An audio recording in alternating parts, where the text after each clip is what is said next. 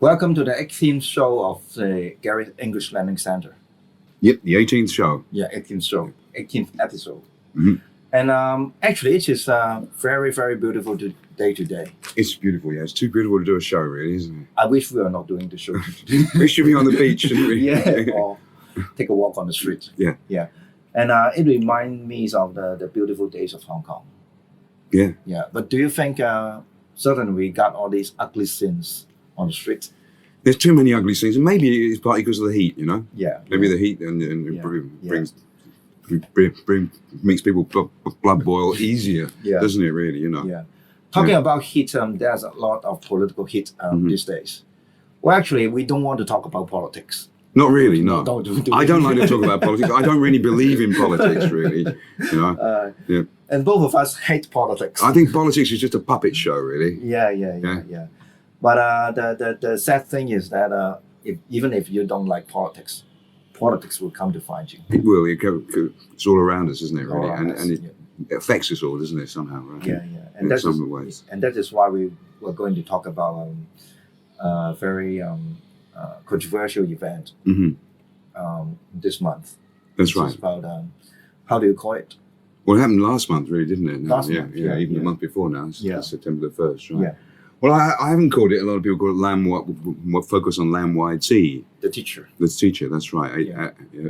Alpi Lam YZ. Yeah. But I've called it the July the 14th Sai Yung Choi Street, Mong Kok Debacle, yeah? Which is something that goes wrong, terribly wrong, you know? Yeah. So I think it went terribly wrong for everybody, really. Yeah. And ways we'll come to in a bit later, really. Yeah. You know? And the viewer should be reminded that Gary are using a lot of big words today.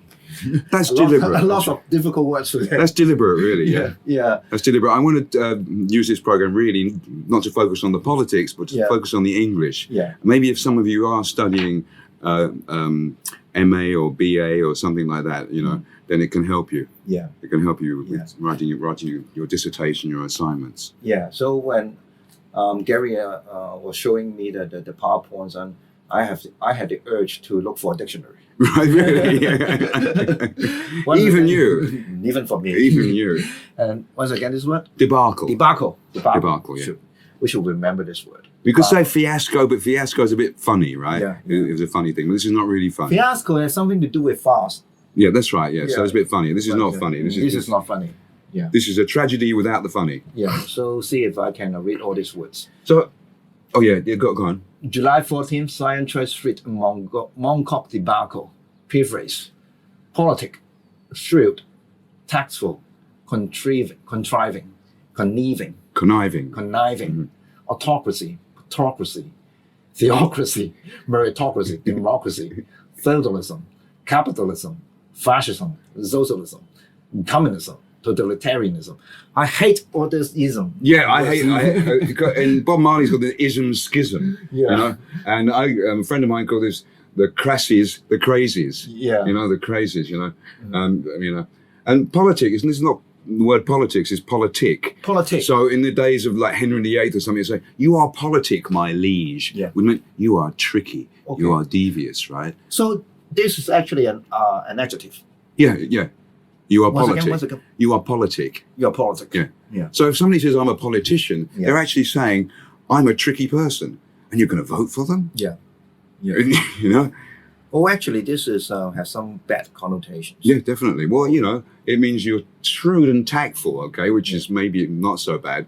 But it also goes to contriving, which means you're really tricky, you know, and conniving means you even conspire with other people to trick other people. Yeah. Right? Anyway, just all these bad words. Yeah. Autocracy, plutocracy, theocracy, meritocracy, democracy. So we all got this crazy. Yeah, want to explain these terms, you think, or not? No, I think I can give a bit of explanation, but I'll see if I am right or wrong. Okay, autocracy, which means that very few people, one people rules the whole society. That's right. Yeah. Plutocracy means that there's a group of elite or wealthy people. That's right. People. I mean the cream of the cream people ruling the whole community. Theocracy, which means that the religious elite, the religious class. That's rules, right. the whole society. It's like a God-given right to rule. Yeah. Really. Meritocracy means that only the best, only the top caliber people, The intellectually elite. intellectual, elite, who's the society. Democracy is what we are trying to have today, which means that the majority of the people. That's right, majority rule. Yeah. The majority means that most of them are poor people. So in the ancient Greek, democracy means that the poor people rules the whole community. Ostensibly. But it still seems to go through the hands of the plutocracy as far as I can see. Yeah. You know, as far as I've been able to see. Yeah. So actually, there are descriptions of the political systems. That's right. Yeah. Yeah. Of the different countries. Mm-hmm. And when it comes to this ism, it is again a very difficult to describe them in just a few words, but we'll try our best. It is, yeah. Feudalism is the kind of social system, both economic and political, of the medieval age. Medieval age, right? So you have the hierarchy of emperors and kings and lords and dukes and counts and all that kind of thing. Right? But it reminds me of those Hollywood films where you have the knights and the beautiful ladies. That's right. And they're having a tournament. And they are all the positive side of feudalism. That's right. But the bad side is that the poor people, the lower class, and they always have to work. Somebody has to pay for those lovely lifestyles, don't they? There's been a change in style, but not much in substance, I think. No. Yeah. Capitalism is the system that we are living in. Really, yeah. Yeah, and every one of us have to work for a very minimal wage. And then the boss will yell at you. And if you don't work, you don't have your daily bread. That's right. Yeah. And everybody is chasing after money. They are, yeah. That's a very economic system, yeah. Succinct description. For the economic system. Yeah. Fascism is something that happened about 50 years or 60 years ago in Italy and Germany. That's right, yeah. And even in Spain. Yeah. Which means that you have the cult of personality and one leader and dictatorship. Yeah. Okay. Mm-hmm. Socialism is something that we experienced about 30 or 40 years ago, but not actually any country in this world is real authentic socialism in the true sense of the word. It means that almost everything is controlled by the state, by the government. How you work, how you build your family, how you get your education, and how you die. But in a more subtle way than fascism or the next one, communism. Communism is something that we don't experience in this world because it is all utopia. It's all utopia. It is a kind of ideal described by people like such as Karl Marx. And did you know Karl Marx was the second cousin of Rothschild? No. Yeah? No. Rothschild? This is new to me. So can we believe in communism, really, right? Yeah. No. Talking about this, I think communism and socialism and fascism has something in. They're similar. And some people say that fascism is the fast speed and communism is medium speed and socialism is slow speed. But they are all forms of totalitarianism. Yeah. Actually, totalitarianism is a new word, and I think it was coined about 30 or 40 years ago, and describe a kind of society where every aspect of your life, your whole life, is being controlled by some elite or some dictators. That's right. Yeah. Actually, the word describes the situation in both the communist society in the 70s or the 80s, or the Nazi Germany in the 30s or the 40s. But since socialism is still true, but in a more subtle way. Not, it is. I think it's subtle, you know. Yeah, right now it is not totalitarianism anymore, because in some aspect of your life you can have some control. So we call it authoritarianism. Authoritarianism, yeah. Which is not included in this on this. No, but I could go on and on. I could have gone to the archies as well, monarchy and anarchy. And I could have gone on, but anyway, I think that's enough, really. That's enough for today. Otherwise, we all got all these big words and difficult words today, and which is more than what we had before. But it may come helpful for your liberal studies or something like that, I'm sorry about it because I can't read this. but all this is called obfuscation. Obfuscation. By complexification. Do you actually have this word? You do, and I checked. I thought of the word and I checked. Yeah. But actually, the spell check has come up, but it's actually true, right? So actually, what do they making mean? Something complex. So what we explain those terms in simple terms, but they made complex to obscure, obfuscate. To you as a word, to muddle your mind. Muddle your mind, confuse you, really. Yeah. How to say this was okay? Obfuscation. Yeah. It's like when the magician is doing a trick, and he has the beautiful assistant next to him, right? Yeah. You can't help, well, I can't anyway, help look at the beautiful assistant, right? So you don't see the trick the magician is playing on you. Yeah. Under the guise of altruism. Pursuance of self-interest, ulterior motives, hidden agendas. Mm-hmm. This is the most important words that you have to remember. Yeah, hidden agenda. There's actually a club, I think, in Kwangtung called Hidden Agenda. Yeah. Where you got all these concerts. Yeah. The underground. Good name, guys. If you're watching. Yeah. So what is altruism?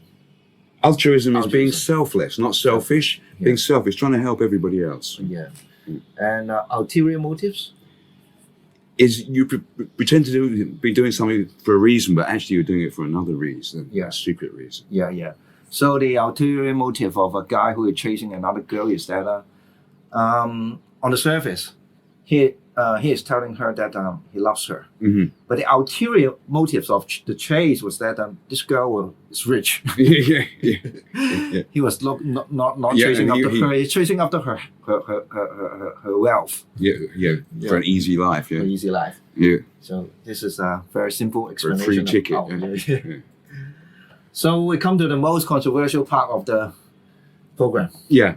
So I thought, well, what a Falun Gong, I've seen Falun Gong around and exhibiting things they've been subject to, haven't they, right? For years now. I don't know how many years, for so many years, I don't know, really. About 20 years. Yeah, most of the time I've been here. Yeah. Actually, mostly in Tim Sa Choi, for myself, anyway, And it was started, this is from their website, this is the introduction from their website, this is their symbol, the swastika. That kind of thing. Falun Dafa, Falun Gong, practice the Buddha school, the kind of Buddhism, founded by Mr. Li Hongji, who is in America now safe and sound himself. The master is a discipline, a simulation of the highest qualities of the universe, Zen, Shan, and Ren. Truthfulness, compassion, and forbearance. Yeah. And when I read forbearance, I thought, why are they being trained to forbear, to put up with bad things? I thought, well, that seems a bit strange. Maybe they assume that they will be under attack. They will be persecuted. Yeah. They're being trained to be persecuted. And practice is guided by these supreme qualities and based on the very laws which underlie the development of the cosmos. Wow, isn't that grand? Mm-hmm. They were introduced in 1992, so it's quite recent, really, isn't it? And by October 1999, the CCP, the Chinese Communist Party, declared Falun Gong a heretical organization that threatens social stability.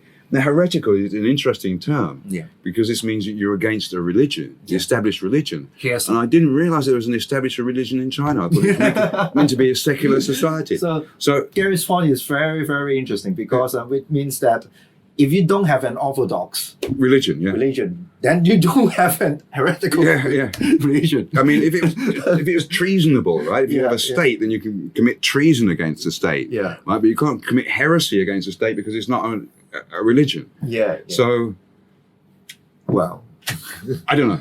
Anyway, we don't know.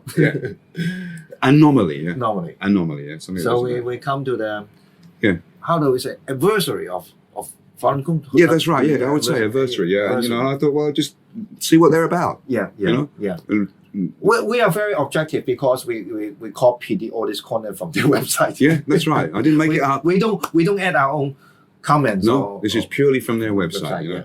It's not really edited except to fit it in the page. Really. Let me do it, okay? This is a description of the Hong Kong Youth Care Association. Our service areas include the followings. First point, to help the poor out of poverty and contribute to the community. Second point, to assist the social security assistances and immigrant families to integrate to the society. The third point, to offer employment opportunities and on-job training to people in difficulties. Fourth point, to improve personal skills and living standard of chronically ill peoples and disabled, so they have chances to self-reliance. 5, to provide family support, child development and elderly care services. 6, to grant educational fund as a school sponsoring body. Seems that some of the English are not. That's right. Well, you know, we don't really want to attack that. No, but you're right. No, we don't. That's maybe why it's difficult to read it. We don't want to create trouble. No, that's not really the point, really. But you're right. Yeah, you're right. I could assist them with their English, true, but you know. Yeah. So, well, there are all these very lofty and grand ideals. Yeah. And very altruistic again, helping other people ideas. And the next page there, Eddie, is also from their website, really. Yeah. This is their past event and activities. So, well, we can do some reading. Past event and activities. We start below. Okay, we have organized and attended the following events. Starting from 2006 and to 7. Children Heart Foundation cookies event. I think that's June. June. Yeah. November 2007, PCCW team building workshop. It's something to do with PCCW. It's strange. Yeah. We should ask PCCW. Yeah. We should ask Mr. Richard Lee. Mr. Lee. Yeah. Sure. And then the 12th of April in 2008, Hong Kong Youth Culinary Challenge. And then the 31st of May in 2008, cookies charity sales for Sichuan earthquake victims. And then a wine tasting event with Nanyang Commercial Bank. Well. May of 2008. And then cheese fair in Stanley Market. You should be very attentive to this event. Episode 11, yeah. Episode 11. They made a mistake. Maybe it's a chess fair. Yeah. July of 2008, and then the August of the same year. Cheung Kong Shopping Mall Chocolate Fair. They are very keen on tasting food. They're very attentive to food. And then this should be your as well. In your turf. Come on, and 24th and 26th of November in the same year, we were outing. Yeah. So what's this outing about? Yeah. And then in 2009, the second Hong Kong Western Culinary Competition, again food contest. Yeah. And then in September 2009, cookery competition in Mount San Shopping Plaza. Well, actually, what is cookery competition? Cookery, I suppose, cooking competition. Cooking competition. I suppose. Yeah. You suppose. I suppose. Well, I'm just trying to decipher the English, right? And food and wine tasting with Grand Skylight Hotel. So December 2009. So beyond that, we don't have any ideas. After December 2009, it seems they did nothing. Well, they haven't posted it on the website anyway. And I don't know. I mean, Youth Care Association. It seems to be more of a culinary association. Something to do with food. Yeah. So food association. Yeah. But these days, or in the recent days, they are more concerned with politics than food. Yeah. But youth care, youth care hasn't come into it much, really, is it? Really? No. And another person involved in the Sai Yung Joy Street Mong Kok Debacle, who's become the focus. I don't know why, really, in a way. But Albai, this is from a blessed Catholic lady. who had leprosy apparently like that. She believed in God and she didn't need to eat. She never needed to eat anyway. I just thought it was an interesting name. You know? So she's a teacher at the Boiling School of the Precious Blood in Fanling, isn't it? Winner of the coveted, which everybody wants it. Hong Kong Chief Executive Award for Teaching Excellence for Moral and Civic Education in 2010. So don't you think that it is the whole event a bit ironic? Yeah, very ironic. Whole Fengji. Yeah. Again, this is one of the very powerful words. I think that you should remember in any language, right? In any language, especially in English, because I felt that the British people use this word very frequently. That's why I was keen to learn it in Cantonese as well. Okay. We come to the most interesting part of the program. And the police souvenirs gallery at police headquarters offers the sale of nearly 400 souvenir items bearing the Hong Kong police insignia. Insignia. For the convenience of purchase, these 4 souvenirs are also available at the souvenirs shops at the Police Officers Club and Police Sports and Recreation Club. One word I have to draw your attention is that headquarters in English is always in plural. Never in singular. Correct. And I have seen many words in Hong Kong that use this headquarters. But you'd think so, wouldn't you? Because it's only one place. Yeah. But we just say headquarters. Headquarters. Never in singular. Always in plural. So where do you get all this insignia? This is from their website, right? From their website. From their website. You can. I didn't realise that there were such cute teddy bears with all these different police people. Well. We hope that this will not be considered as an insult to the Hong Kong police. Well, there's their souvenirs. There's souvenirs. Yeah, I like this one. This one. That one. This one. Teddy bear. This one's pretty cool. Yeah. This is. What is this? Is this a monkey or what? I think it's the motorbike guy. I think. Yeah. But and they formed a community liaison group with the Tim Sa Choi division forms. So all these people, at least so these 4 parties involved, genuinely, I mean, really, or ostensibly, it seems like on the outsurface, paragons of virtue. Again, this is a word that I usually would not use. Well, I'm using this as an English teaching thing, really. Yeah, paragons of virtue. Means they're really the best possible example of being a nice person. The best example of being a nice person. Nice person. Are we paragons of virtue? I think we are, aren't we? Sure, we are. We are. No, never mind about that. Situation, as far as I can tell, Falun Gong exhibiting how they have been persecuted. If the allegations are true, indeed in heinous and atrocious ways.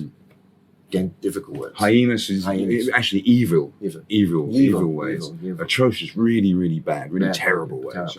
Some people under the auspices of the Hong Kong Youth Care Association cover Falun Gong's exhibit with banners declaring the Falun Gong to be an evil cult.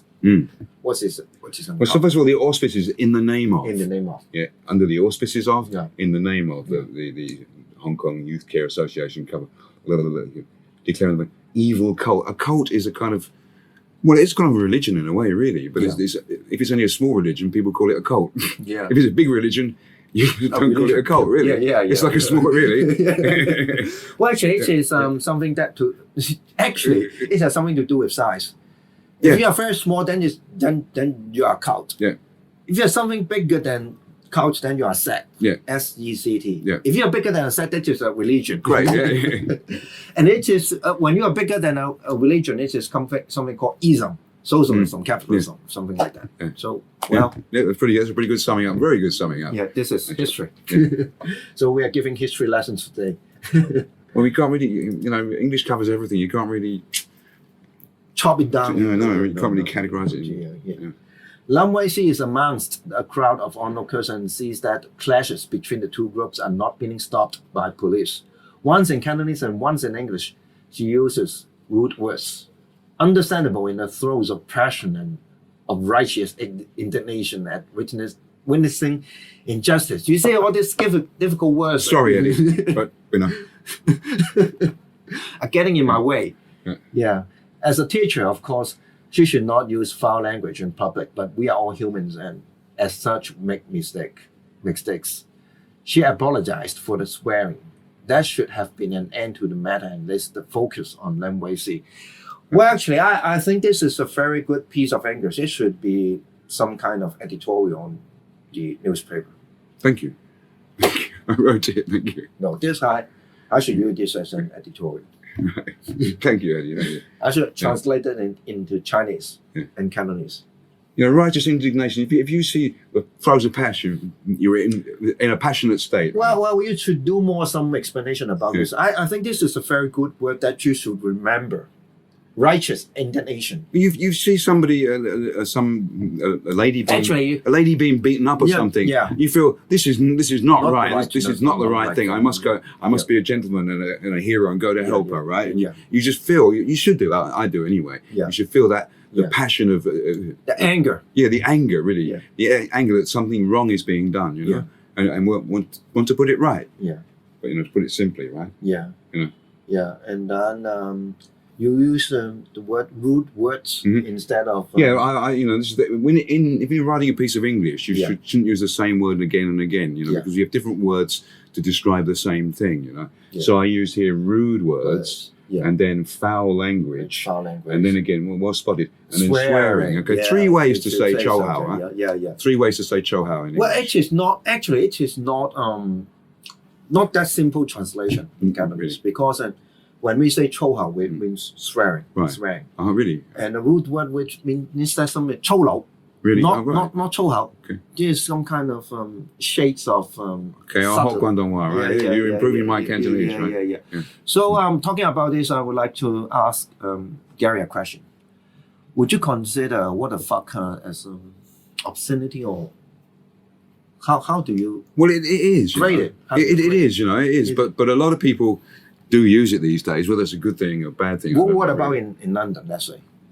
I don't feel qualified to talk about it. Because you're not in I haven't London been there for decades. Decades, literally, I don't really feel qualified. Sorry, Eddie. I mean, I don't really know what goes on. I've been back for holidays, seeing my family or something, very briefly, from time to time. But my impression is that the Brits use this fucking or fuck very... Quite often, yeah. Quite often. Quite it often, is I've myself, I don't really, because I think, as a teacher, I won't, right? Anyway, right? Yeah. But it reduces your language ability. If you keep using that word, you're not going to search through the appropriate word, that's another reason, But if in this kind of situation, I probably would myself, I would maybe lose my temper, losing your temper. Yeah. Okay. That is some kind of very accurate description of, and justly so, I think, And maybe I would actually use that word for emphasis. And because I don't use it all the time, people would look up, my God, he used that word. He must really feel strongly about it. Yeah, because it is a very special occasion. And she felt very strong. Yeah, that's right, about the whole thing. So she used some kind of a very emotional word for I mean, I rarely use that word. So if somebody hears me use that word, they think, wow, he must really, really feel strongly about this. So I don't devalue my use of it. Yeah.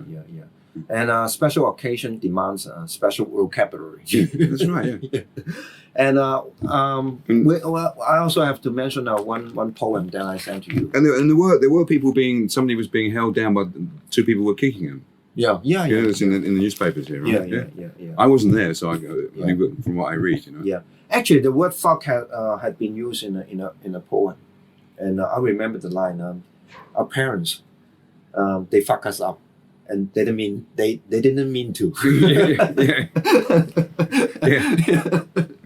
And some kind of poetry, Okay. But we are not going to talk about poetry today.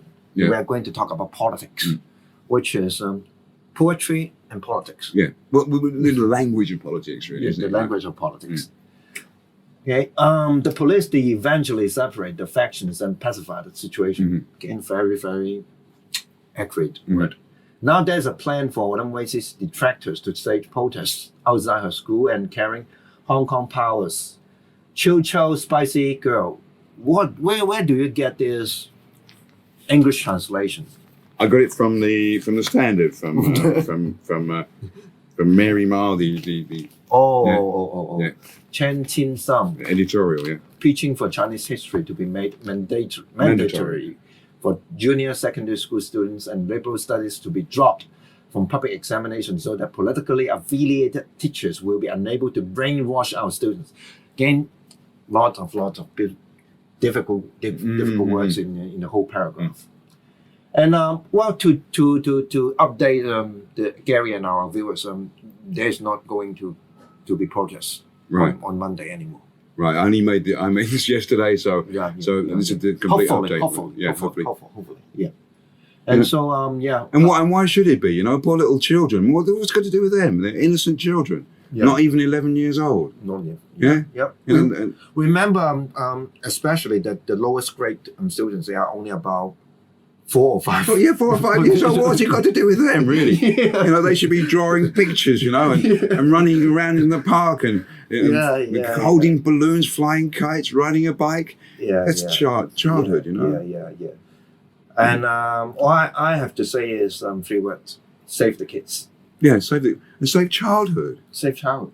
Yeah, save childhood. Save childhood from politics. Yeah.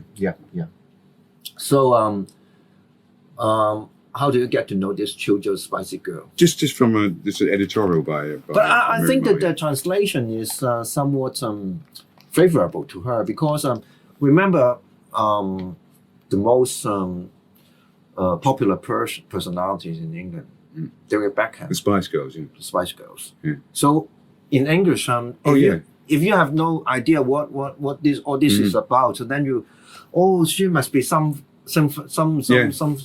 kind of beautiful girl. Yeah, she's stolen their name or their monster. She's stolen their name and riding on their the English group, the Spice Girls. Yeah, that's right. Yeah. So remember, reality is different from this imagination. From the media, the media. Except for here. Except for here.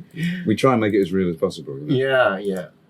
Again, it seems strange that what started as that, which could be said as to be a violation of one group's right to freedom of speech, has become a debate about the national curriculum. It seems as though it could have been storyboard. Wow. Which means that it could be something scripted, scripted, written in advance. In advance. Could it be that some of those involved were knowing agent of agent provocateur. Wow. It's from the French, sorry. No. This is not English. Or perhaps unwitting pawns in a game of political chess. Well, I should very grateful to Gary because he gave us all this very, very intellectual and clever words. Thank you. Well, I try not to be an intellectual, really. Really my thing. But agent provocateur. So if you have agent of provocateur. So, if you have, for instance, if you have a demonstration, it's a peaceful demonstration. The powers that be of the opposite side will put somebody who you think is on your side into that group of demonstrators and do something violent. Yeah. To provoke him. Yeah. To provoke you into something. Some kind of crisis. Yeah, and to provoke a conflict with the opposite side. Right? Yeah. So that's my conclusion, really. That's conclusion. Oh yeah, that's your conclusion. Yeah. And again, I have to thank Gary for such an excellent show because we don't usually talk about current events. No, but as you said, and I agree with you. I thought it's important, really. Yeah. As a Quailo, we should consider him an outsider who has no very, very clear idea about what is happening in Hong Kong. But well, I try, but of course, when I watch the video of something, I don't understand everything that's going on. And so I do the best I can, really. Sure. This is very good because all this word and all this description and all these opinions, they are very simple and truthful description what has been happening in these few weeks. Yeah, really. Yeah.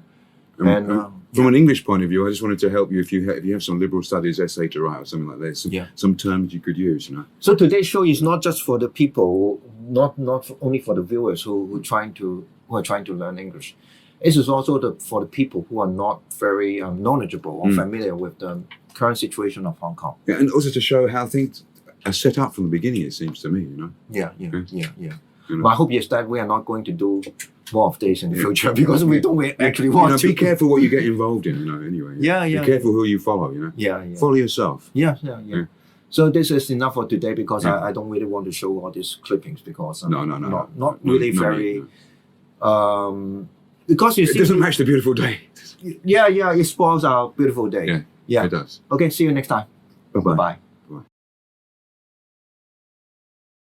梁錦祥工作室喺呢一個網絡言論自由被打壓嘅年代，我哋依然堅持自我，做好節目，堅拒自我審查，因為我哋相信內容有價，而你哋嘅支持就至關重要。請大家訂閱梁錦祥工作室 Patreon， 並立刻成為付費會員，守護自由言論。而我哋喺 YouTube 頻道上面嘅每一節節目，都要麻煩大家記得按讚、分享、留言同埋撳鐘仔啊！感謝大家一直支持梁錦祥工作室節目。